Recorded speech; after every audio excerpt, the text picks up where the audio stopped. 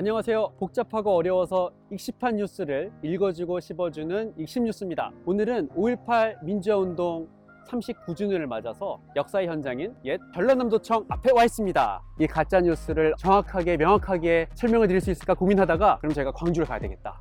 그래서 강 선배를 찾아가야 되겠다. 그래서 이렇게 왔습니다. 저희 앞에 바로 보시면은 전일 빌딩이 있습니다. 여기에서 이제 헬기가 사격을 했다 이런 얘기들이 많이 있었는데요. 있었다입니다. 헬기 피해를 주장하는 시민들은 많았지만 이 계엄군이나 누구도 헬기에서 총을 쏘진 않았다라고 주장을 해왔거든요. 그걸 뒤집는 결정적 증거가 전일 빌딩에서 나오게 된 겁니다. 국립과학수사연구원에서 샅샅이 뒤져서 조사를 합니다. 건물 9층, 10층 내부하고 외부 벽에서 무려 탄은이 245개가 발견이 됩니다.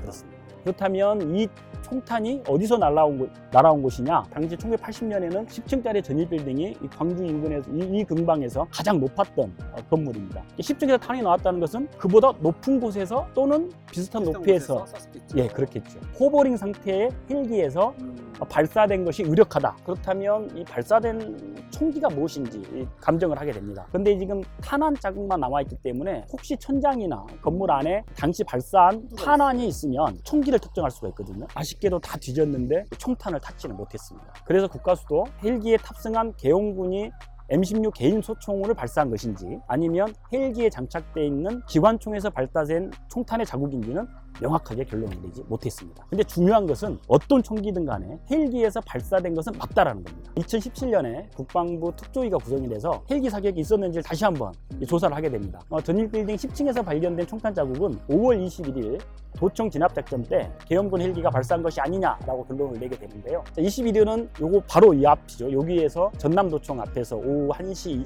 직후에 공수부대가 맞은편에 있던 시위 군중들을 향해서 집단 발포를 했던 날이기도 합니다. 시민군들이 무장하기 시작한 거는 계엄군의 집단 발포가 있은 후부터예요. 인근, 광주 인근 나주, 화순 이런 것들을 돌면서 시민군들이 예전에는 지서라고 했죠. 지금 파출소 이런 곳에서 무기들을 가지고 나와서 무장을 하게 됩니다. 뿅! 여기는 광주에서 화순 가는 길에 있는 준안마을입니다. 준안마을이 어떤 곳이죠? 5월 21일 오후 전남도청에서 철수했던 공수부대가 자리를 옮겨서 5월 22일부터 24일까지 주둔했던 곳입니다. 21일 날까지만 해도 광주 시내에 있었잖아요. 그렇죠. 근데 그 계엄군이 왜 시내에서 빠져서 외곽으로 간 거죠? 성남 시민들에게 계엄군들이 밀리니까 당시 계엄사령부가 작전을 바꾼 거예요. 그래서 광주 외곽으로 공수부대를 옮겨서 광주를 고립시키는 작전을 실시하게 됩니다. 그래서 공수부대가 이 광주에서 외부로 가는 길목을 차단하고 있었는데 여기가 이제 남쪽 방향으로 나가는 주요 도로거든요. 마을 앞길이. 그 앞길에서 5월 23일 날 이 미니버스가 지나가니까 계엄군들이 무차별적으로 버스에다 막 총을 쏩니다. 그래서 미니버스 타고 있던 사람 대부분이 사망했던 사건이 벌어졌던 곳이 바로 이곳입니다. 그냥 일반 시민들이 타고 있던 버스였는데 정차 신호를 무시했다는 이유로 매복해 있다가 도로가에 무차별적으로 총격을 가한 것이죠. 당시에 이 버스에서 사망한 사람들 보면 대부분이 다발성 총상입니다. 그러니까 한 발이 아니고 여러 발을 맞아서 숨진 사람들이 대부분이죠. 버스에 지금 17명이 타고 있었고요. 17명 중에 생존자는 단 1명. 홍금숙? 당시 춘태여상 고등학생이었는데 손바닥에 관통상을 입고 부상당해서 유일하게 미니버스에서 살아남은 생존자입니다. 5.18 이야기를 꺼내는 것에 대해서 굉장히 힘겨워하시고 본인이 생존하긴 했지만 상무대로 이렇게 끌려가서 거초를 당하기도 하고 그러셨죠. 팩트체크는 하나입니다. 전던 회고록에서 가져왔어요. 군이 시신을 안매장했다는 건 유언비어다.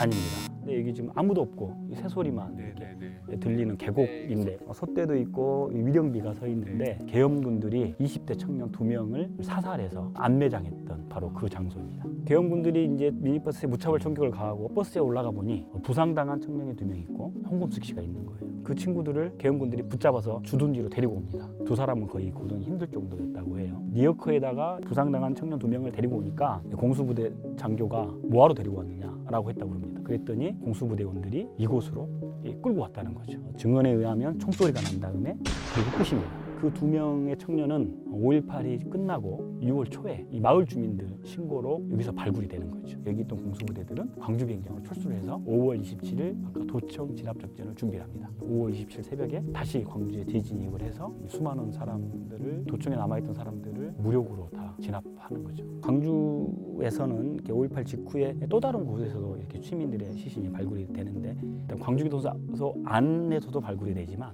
광주교도소 밖 야산에서도 5.18 직후에 시신들이 발굴이 돼요. 그 사람들 역시 계엄군이 사살한 뒤에 아무한테도 알리지 않고 야산 근처 야산에 안매장해 둔 상태로 발견이 되는 거죠. 그렇게 안매장 되신 분들 중에서 찾지 못하신 그런 시신도 되게 많을 것 같아요. 5.18 당시 행방불명자는 현재까지 76명이나 됩니다. 1997년부터 행보자 찾기를 본격적으로 시작을 해요. 제보를 받아서 안매장 가능성이 있다는 곳을 몇 개를 추립니다. 2017년까지 광주교도소 포함해서 광주 지역 11곳을 발굴을 해요. 근데 11곳을 다 뒤졌는데 결과적으로 5.18 당시 행방불명된 사람들은 한 명도 못 찾고 있죠. 그럼 그런 걸 어떻게 이제 조사를 해야 되지 않습니까? 진상규명조사위원회가 출범을 하면 진상규명 범위에 5.18 행불자 문제가 들어있기 때문에 바로 조사할 수 있어요. 이 여야가 합의를 해서 지난해 3월에 진상규명 특별법을 통과를 시켰고요. 그 다음에 이 법이 지난해 9월에 시행이 됩니다. 법은 시행이 됐는데 막상 진상규명조사위원회가 꾸려지지 않은 상태인 거죠. 진상규명조사위원회는 9명의 위원이 활동을 하게 되는데 한국당 추천 몫이 3명이에요. 한국당이 지각 추천도 했지만 청와대에서 2명에 대해서는 규정에 따라서 이 사람들이 이렇게 진상규명위원이 될 수 없다, 부적격자다라고 판단을 해서 임명을 거부하고 이제 한국당에게 재추천을 해달라고 했는데 한국당이 아직도 이 재추천을 하지 않고 있습니다. 그래서 법이 통과된 지 1년 2개월이 됐고 5.18 32주기를 앞두고 있는 상황에서도 5.18의 진상을 밝힐 진상규명조사위원회가 겉돌고 있는 거죠.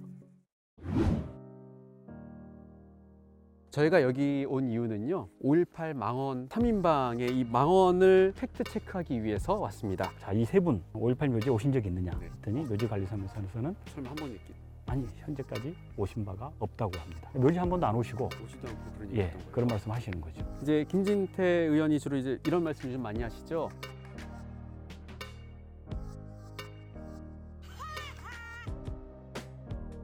당시 광주에 없어도 5.18 유공자가 될 수 있다. 5.18 유공자가 될 수 있습니다.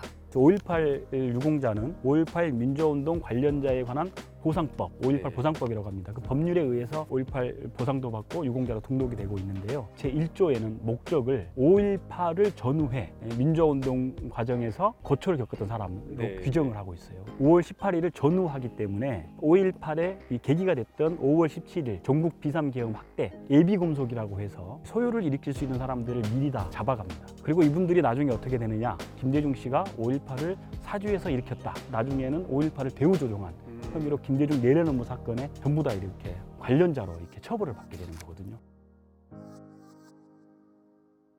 전국적으로 수십 명의 사람들이 아무런 죄도 저지르지 않았는데 죄질을 저지를 우려가 있다는 이유만으로 이렇게 다 잡혀가게 되는 거죠. 그러면 그 4,400여 명을 명단을 공개하는 게 어려운 건가요? 작년 12월에 법원에서는 5.18 유공자 명단 공개는 개인정보보호법 위반이다 라고 이미 판결을 내린 사안이에요. 보훈처 역시 5.18 유공자 명단 공개는 개인정보 위반이기 때문에 공개할 수 없다라고 하고 있는 거죠. 그런데도 불구하고 무작정 공개하라, 떳떳하면 왜 못하느냐 라고 얘기를 하고 있어요. 자기 개인의 자유이기 때문에 자기들이 밝히는 거 아무 문제가 안 되는 거예요. 그렇다고 하더라도 6.25에 참전했던 모든 유공자 명단을 보훈처가 다 공개해라, 이건 안 된다는 거예요. 왜냐하면 그 중에는 공개에 찬성하지 않은 사람도 있을 수도 있고 내 이름, 주소, 주민등록번호 다 공개가 되는 거죠.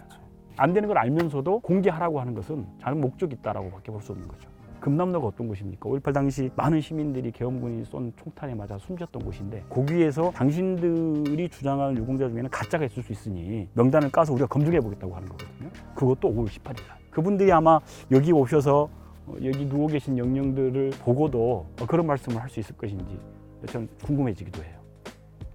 이 영상을 보시는 분들은 꼭 광주를 한 번씩 오셨으면 좋겠습니다. 굳이 팩트체크를 할 필요 없이 와서 보시는 것만으로도 광주 진실을 아실 수 있을 거라고 생각합니다. 오늘 이슈 뉴스는 여기까지 하겠습니다. 감사합니다.